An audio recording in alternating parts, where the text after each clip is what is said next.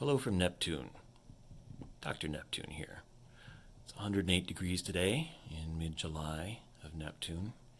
And today I'm going to talk about, starting with this, double albums. I've always loved double albums because I felt like they were a chance for an artist to really stretch out and spread beyond the traditional LP length. And I pulled out all the double albums in my collection. I have about 22 here, and I'm just going to go alphabetically and show them. Starting. Let me say that my definition of the double album is a studio album recorded as a single release. So not a live album and not a reissue with additional discs, and not a compilation.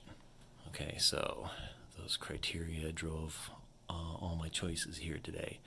But ever since I started listening to music, I really love double albums because, like I said, I think they really show an artist's creativity at that time in their career. So this is the most famous one, maybe.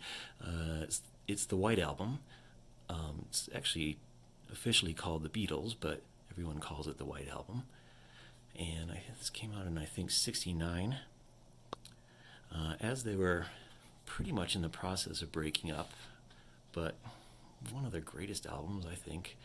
And this is a reissue from 2009, remastered, and this is the original track listing here. Since then, it was reissued again in a super deluxe edition, and it's 6 CDs. I don't have that. I felt like this was all I wanted, but the deluxe edition is definitely worth listening to if you can get to it. It's available, I know, on Google Play, probably on other streaming services too. But it's the additional material is top notch. It includes an entire, basically, pre-recording of the album at George Harrison's estate called Esher. Those are the Esher demos.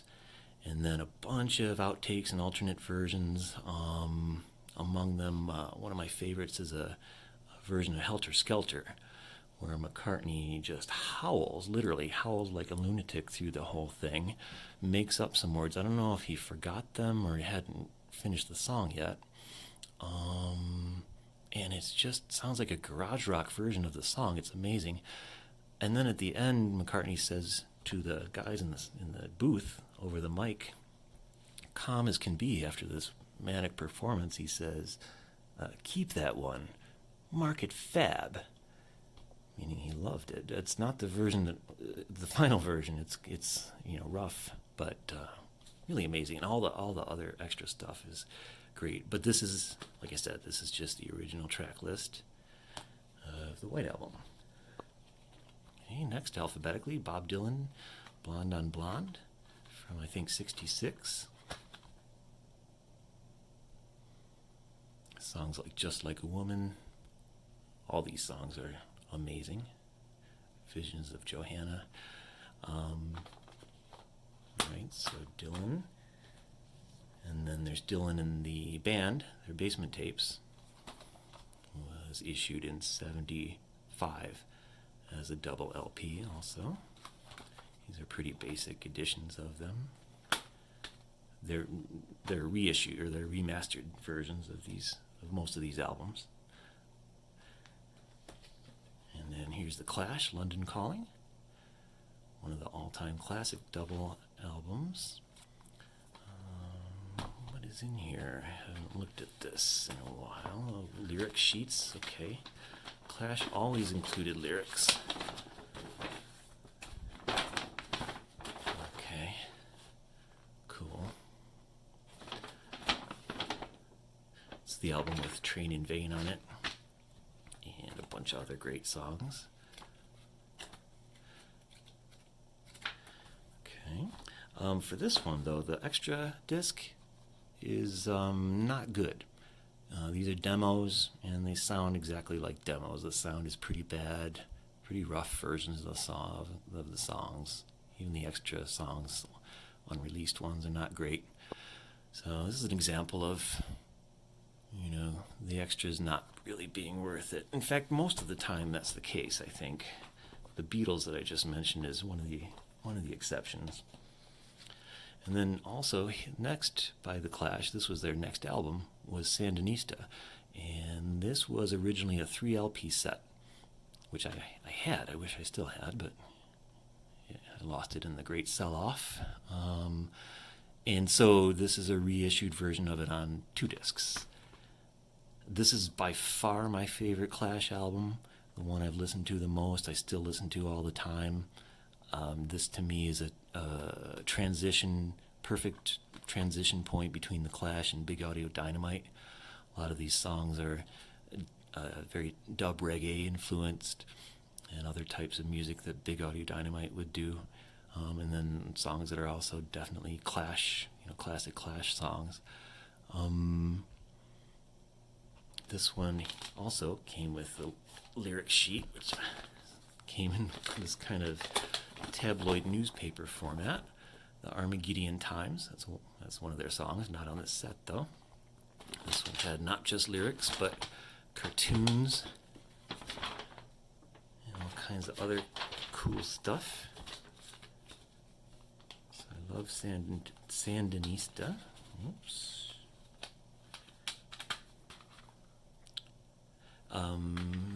Yes, okay. Here we have The Cure, Kiss Me, Kiss Me, Kiss Me, 1987. Breakthrough album for them.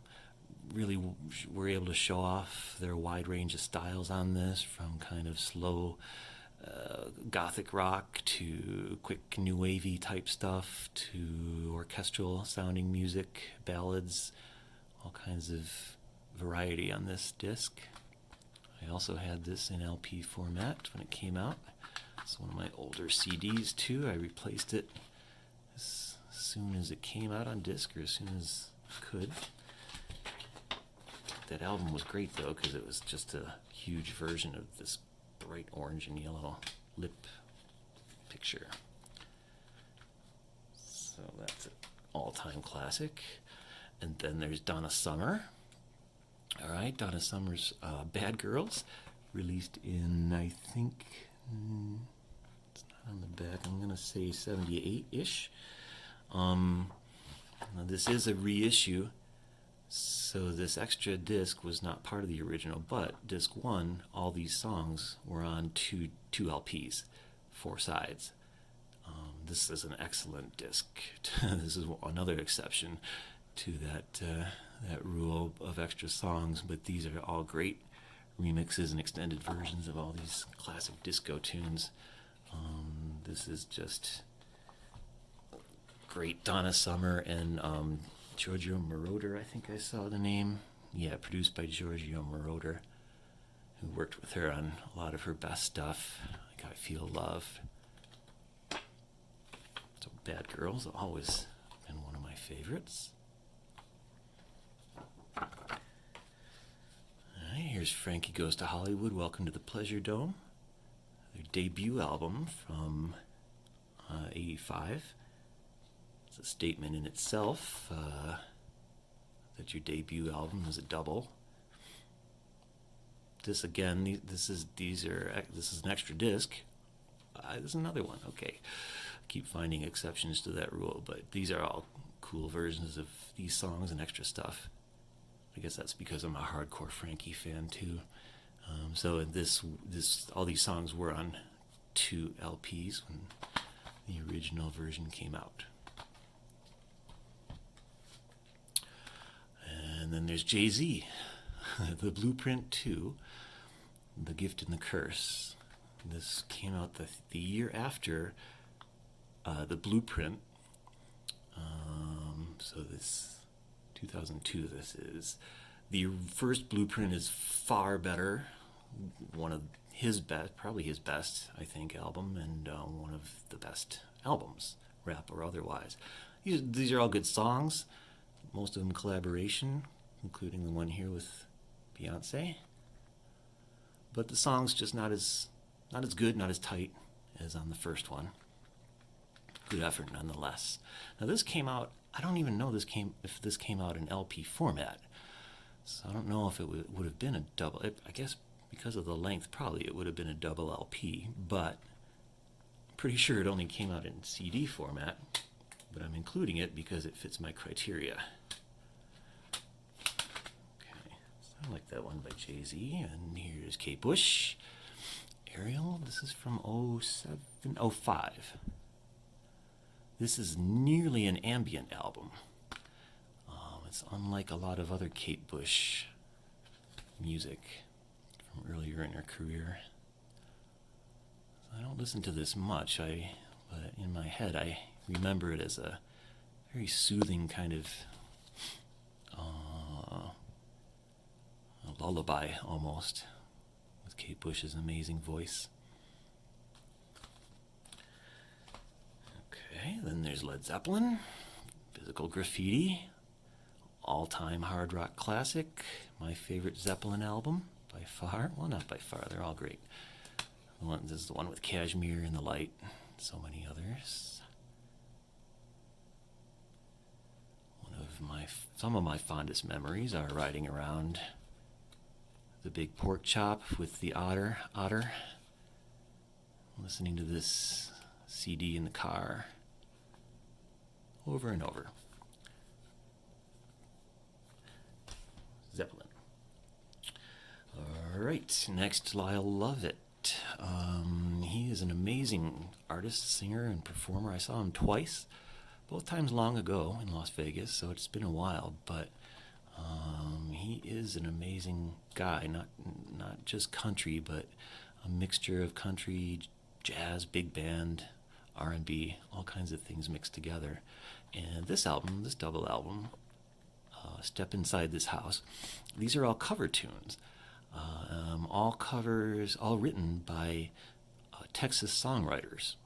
Lovett's from Texas, so usually he writes all his own stuff, but for this he paid tribute to some of his fellow songwriters.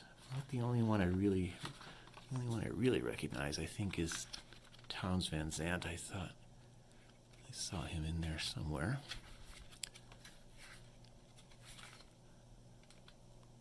I think maybe I just wasn't even in the frame there. Okay, anyway. Pause for a drink.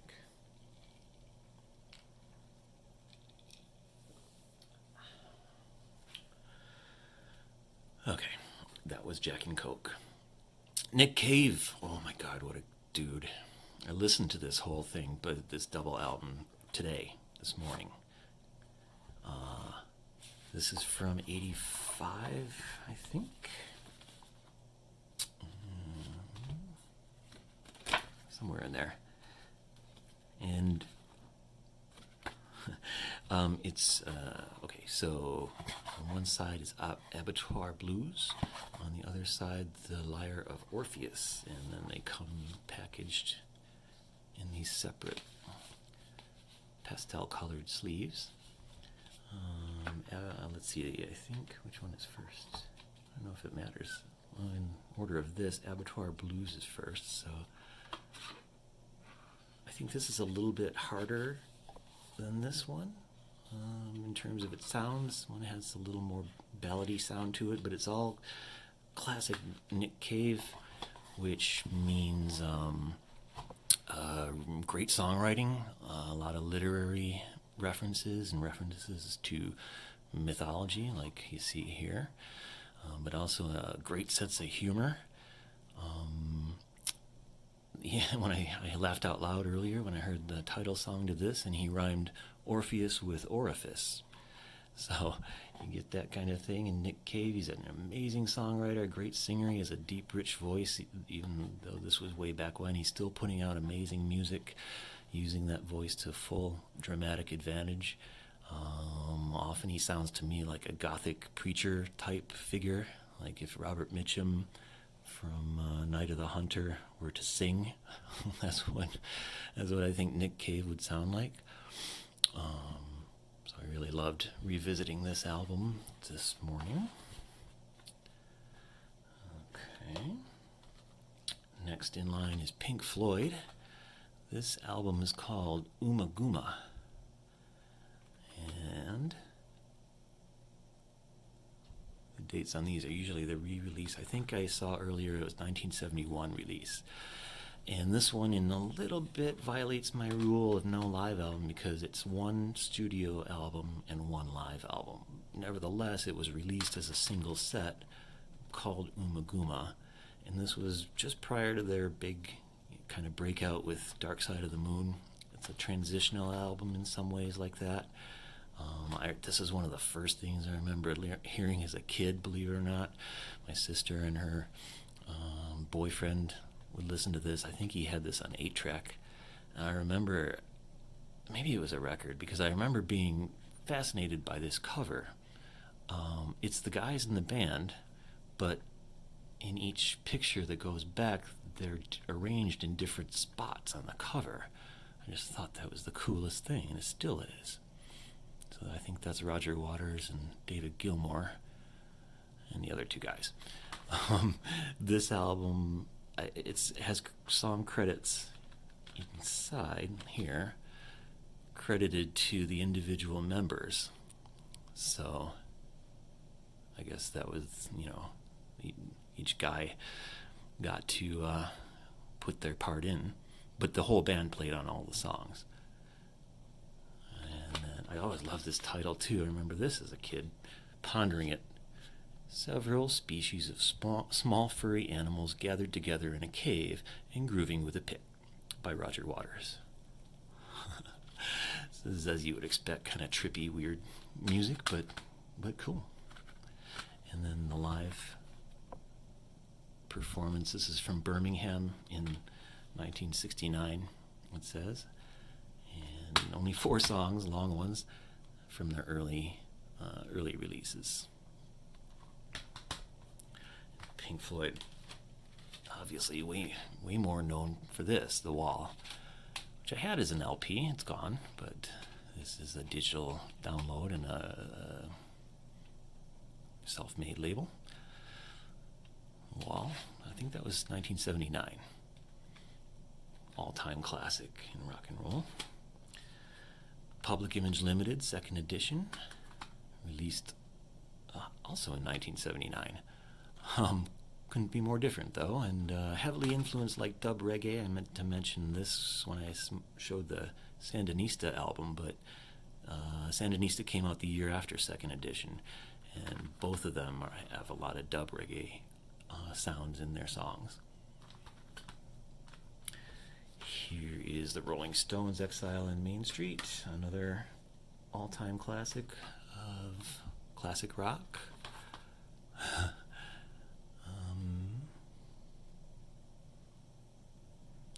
So here's one where, this is the original LP on one disc, and then in the reissue there's some extra songs and whatnot. They're not all great, really. You could skip that. But the original album, definitely all-time classic, steeped in the blues. Almost a tribute to American music all the way through. And then Sonic Youth, Daydream Nation, a double album released in 1988. This really expanded their range, from all their releases before. That's what the double LP length, I think, allowed them to do. Sonic Youth is amazing. I saw them when they were the first couple of years after they started, probably 85 or 86. Amazing show, tiny place in Buffalo, and no stage, so the audience was on the same level as the band. I was standing right in front of them as they played, and Thurston Moore, the guitar player, snapped 2 strings during one of the songs, which I think was Expressway to Your Skull. While the song kept playing, he restrung the guitar. So snap once, restring, snap twice, restring, 3rd string, he finished the song. There's Thurston and his wife, Kim.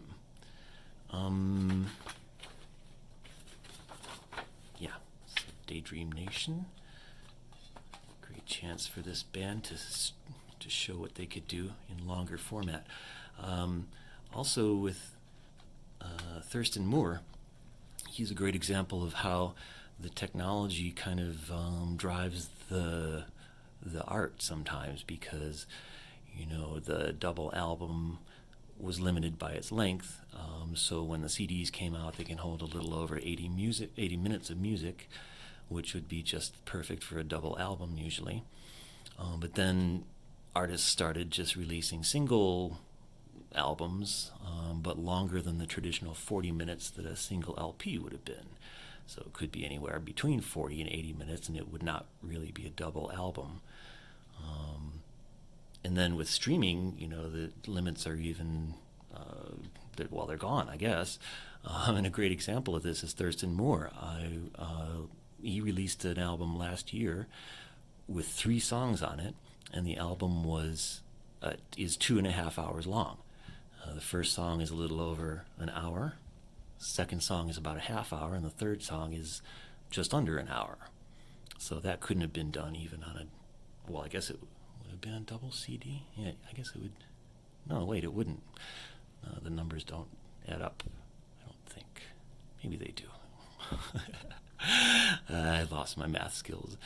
But it kind of ties in Sonic Youth to Thurston Moore and the whole length of album point that I was just trying to make.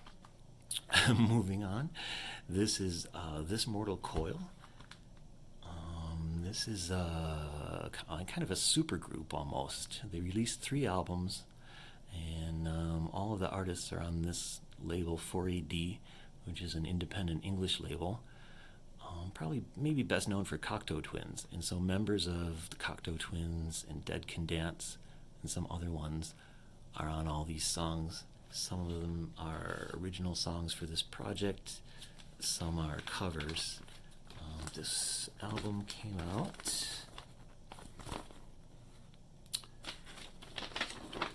I'm gonna say 85. If you're a Cocteau Twins fan, you'll definitely like this. And it's got the classic 4AD artwork. I'm going to talk about Cocteau Twins in another video. That has more of their stuff and other 4AD artists. And then here's the track listing.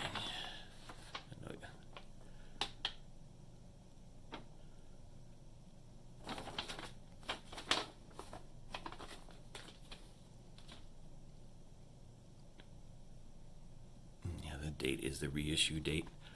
It was around 85. I had this on album too. So many things I wish I still had, because they were art objects in and of themselves. 4AD always made beautiful packages, but it's gone, and the music is really what matters. All right, and last artist here, 2 all-time classics. Tommy by The Who. This is the reissue. This album totally haunted me as a child. Pondered it often. Listened to the words about the deaf, dumb, and blind kid who played pinball. Tried to make sense of it.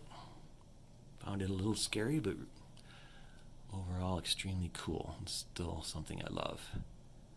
So there's Tommy. That was 1969. And Quadrophenia.